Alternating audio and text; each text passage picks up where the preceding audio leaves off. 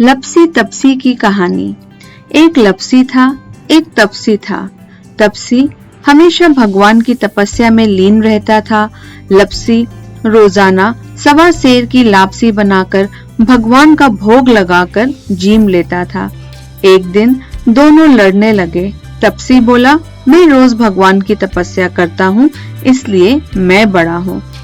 लपसी बोला, मैं रोज भगवान को 1.25 सेर लापसी का भोग लगाता हूँ, इसलिए मैं बड़ा हूँ। नारद जी वहां से गुजर रहे थे। दोनों को लड़ता देखकर उनसे पूछा कि तुम क्यों लड़ रहे हो?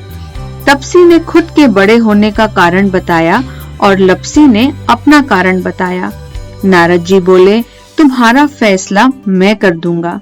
दूसरे दिन लपसी और तपसी नहाकर अपनी रोज की भक्ति करने आए तो नारद जी ने छुपकर 1.25 करोड़ की एक अंगूठी उन दोनों के आगे रख दी।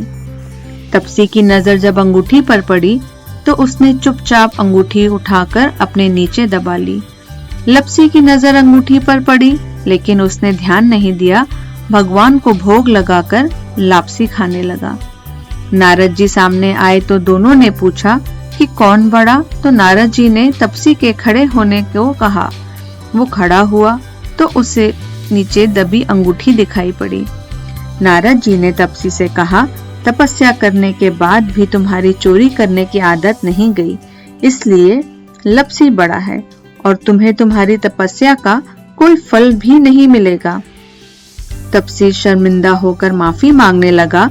उसने नारद जी से पूछा, मुझे मेरी तपस्या का फल कैसे मिलेगा? नारद जी ने कहा, यदि कोई गाय और कुत्ते की रोटी नहीं बनाएगा तो फल तुझे मिलेगा।